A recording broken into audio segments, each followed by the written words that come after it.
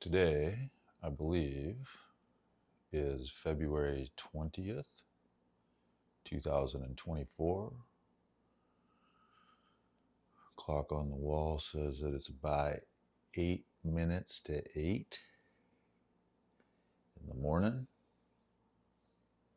Nice drizzly day. And this is the Morning Muse.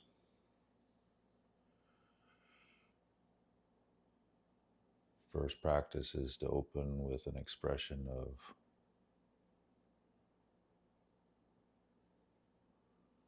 appreciation for what is, an expression of gratitude. I love the rain. I love the drizzle. I love the gray. I feel enormously blessed to get to live here, to get to wake up into a spirit of mirth. So I've been musing. This is the Morning Muse, and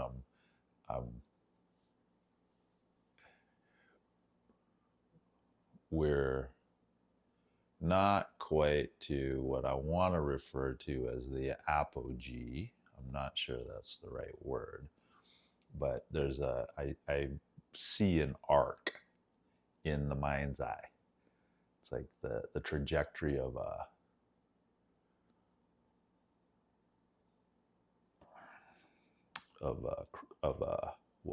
craft, of a ballistic craft, like all kinds of arcs. Just the body running through the forest, leaping over a log or a stone. There's an arc. Or it could be on horseback.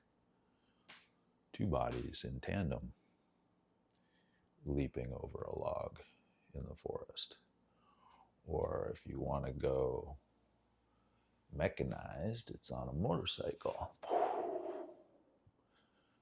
leaping over the log, or over a chasm, a creek, some gap. Anyway, larger and larger arcs. And Mirth Mission 4, it began on Saturday, and if it goes according to plan,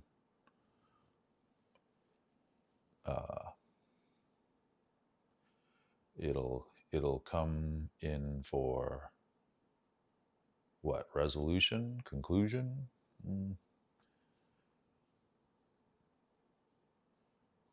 What do you call that when you get to the end of a journey? An end of an arc. Landing? Reintegration into the what? It's the move, I don't know what to call it. It's the move from the ballistic into the dynamic. Yeah. Ballistic into the dynamic mode of navigation. So every step, you can think about every step just walking from one side of the room to the other as one controlled fall after another. Each step an arc. Launch, travel, land. Launch, travel, land. There's the walking meditations where you carefully pay attention to the feet, which I've talked about before, the motor homunculus, which I probably ought to just avail myself of the visual aids that are sitting on the shelf here. In one of these books on yoga, there's an image that just has really stuck in my mind's eye ever since the first time I saw it. Such a powerful image. So we'll see as I muse here if I'm able to actually call it up, we say. call it into conscious attention.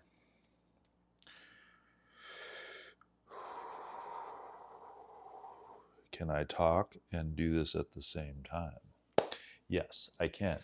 So one of the things that occurred to me, I've been working with Julia Cameron's most recent, I think it's her most recent book. It was a gift to me by one of the members of the fellowship, the book club, that has been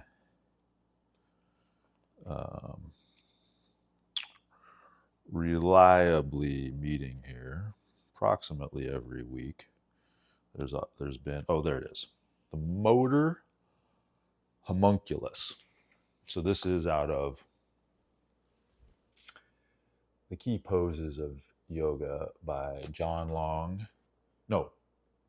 Ray Long, medical doctor, with illustrator Chris McIver. Just gorgeous set of books. And there's this image of the motor homunculus in there, which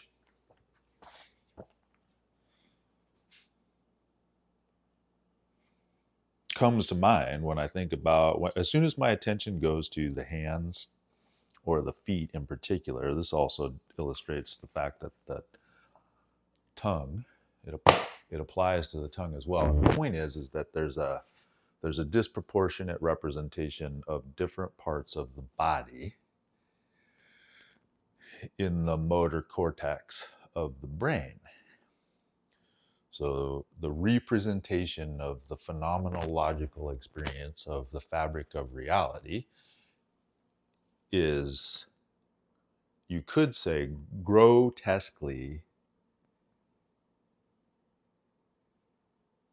disproportionate to this, I don't know if symmetry is the right word, but it's the one that's coming to mind, the symmetry of the body. So the way that I appear to you, this body appears to you, the hands, they don't look disproportionate to the body, but in the brain over here, they are.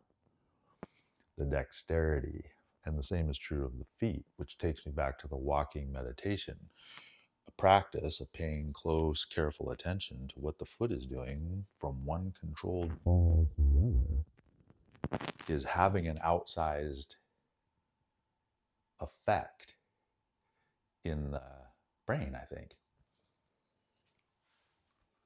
because of that over-representation of the extremities of the body in the brain. Okay, that ate up like 8 minutes of the whole thing here. So what I wanted to do is I wanted to come back to or I was guided really quickly here. So Julia Cameron, the most recent book is she refers to it as guidance. And what she does in that book, as I understand it, I'm not all the way through it yet, in The Artist's Way, which I think she published back in the 1990s, she prescribes this practice of writing morning pages, basically 3 pages of stream of consciousness, handwritten. She calls them morning pages. So, but what she doesn't do in that first book that she does do in the guidance book is make more explicit that once the body gets into that mode, which entry into that mode is afforded by that particular practice, and I can testify that that's been my experience. And I also know from the work of Jill Bolte Taylor in particular, and Ian McGilchrist in more detail, that the right prefrontal cortex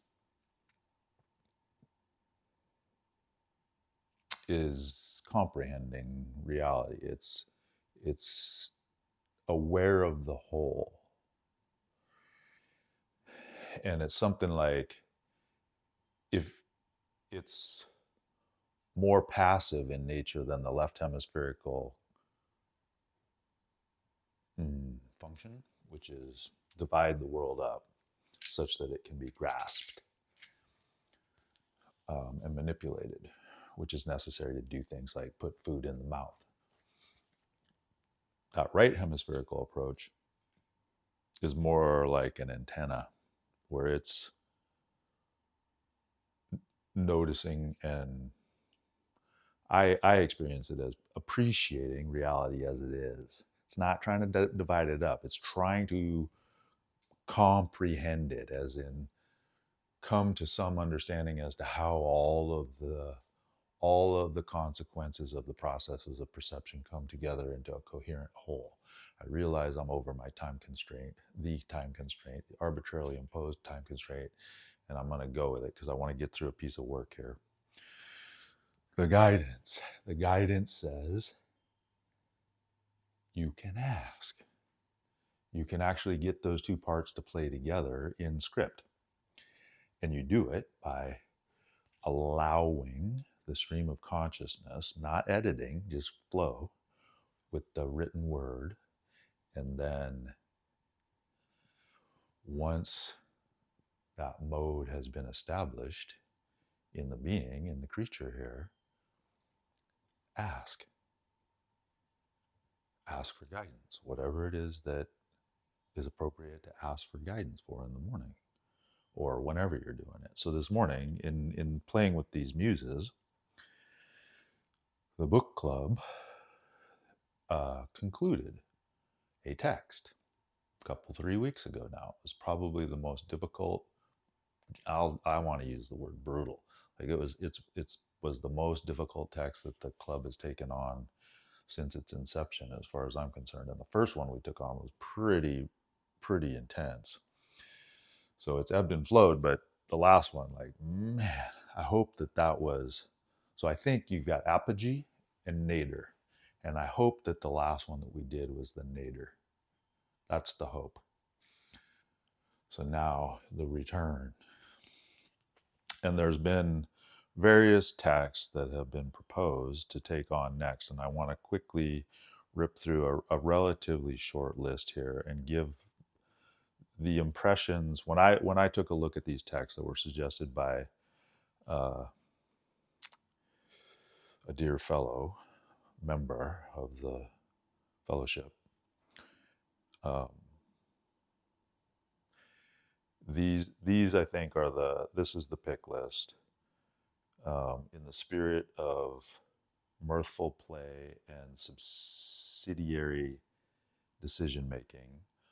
I'll offer these up to the fellowship and gather consensus. And I think we'll go with simple. I think you would refer to it as simple majority, and that will form the selection process. So here's the menu of options. The first one is the spirituality of imperfection, storytelling, and the journey to wholeness. So that what I hear when I don't know anything about the author. I wish I had written the author down here. But the storytelling and the invocation of a journey and the wholeness, those all, for me, it's a resounding echo of the first text that we took on, which was maps of meaning. So that one seems particularly interesting to me. The next one is on Becoming a Person, a Therapist's View of Psychotherapy by Carl R. Rogers, who I'm somewhat familiar with Rogers' work. And I would like to know more. The countervailing thought there is that I think I've had enough of the psychotherapy stuff. We've covered a lot of psycho stuff, and I'm willing to stay in it if that's what's interesting to the simple majority. I'm willing to continue to play in it. There's definitely more to. I can become more precise in the domain of psychotherapy for sure. I'm going to say that I think I got it. think I got enough for what I'm up to in this life. Um, then the next option is The Four Agreements, A Practical Guide to Personal Freedom by Dan Miguel Ruiz. So the Four Agreements, there's a numeracy thing there, which fascinates me. The Practical Guide to Personal Freedom is a so personally, I'll tell you that I feel quite free. Um, so that one is like neutral for me, I think, because the I'm starting to pay very close attention to numeracy, and when there's four in the title of the text, whatever that four is that it's going to inform me powerfully, I feel. The next one is How to Argue and Win Every Time, uh, which it's by Jerry Spence, and I don't know for sure, but I think it's probably a fairly safe bet that that fellow is probably an attorney. And I'm going to say that title again. It says How to Argue and Win Every Time. And I think the answer to that is a commitment to truth. So, what that affords is the opportunity to enter any argument and be willing to allow allow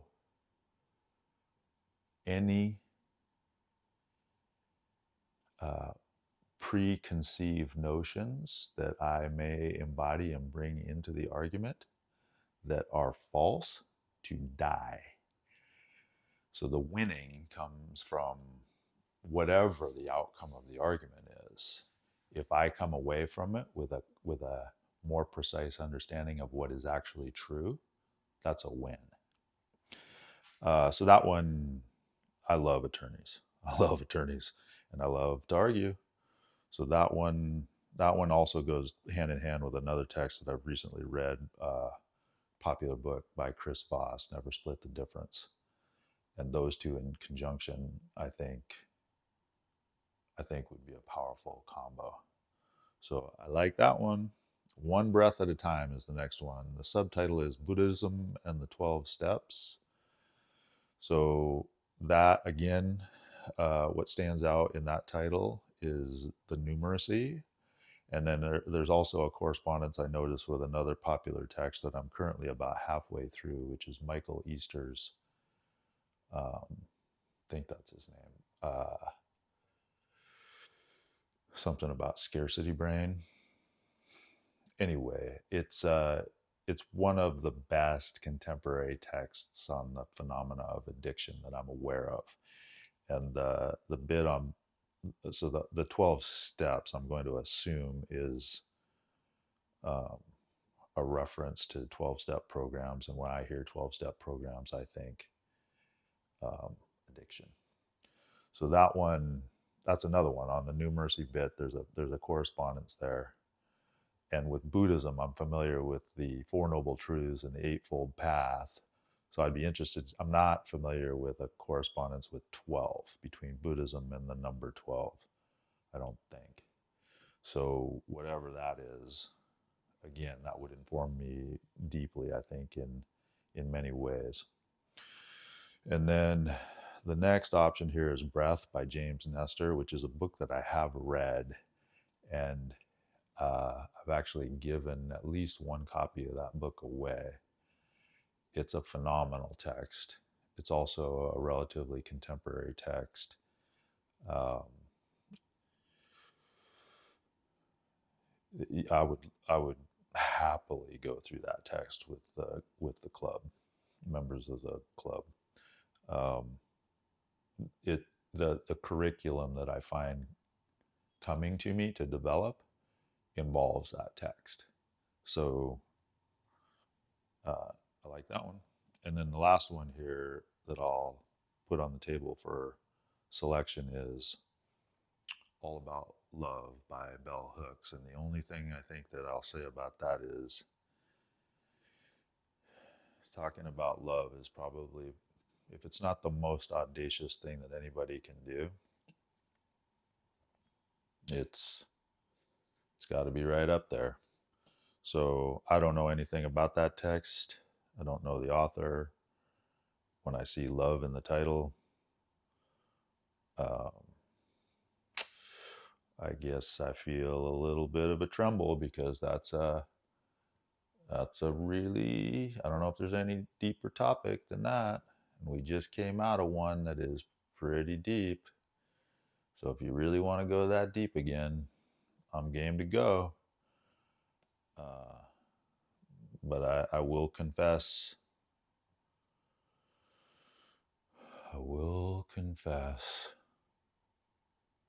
terror in relation to love.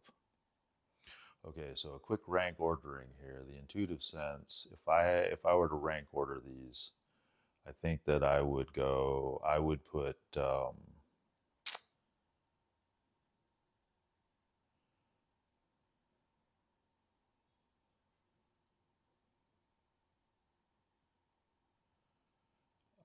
I think I would put that spirituality of imperfection, storytelling, and the journey to wholeness at number one.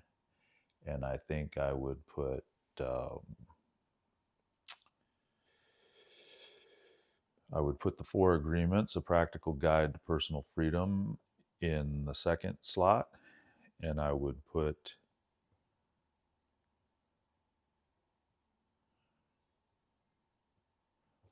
One Breath at a Time in the third spot, and then the rest of them, I'm happy to go through any of them. But it's probably too much to try to differentiate right now. And this is way over the temporal constraint of 10 minutes for a morning muse. So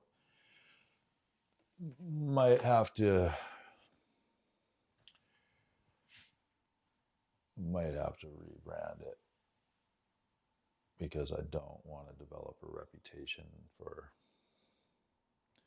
missing the temporal constraint. As always, I'm deeply, deeply appreciative of your careful attention.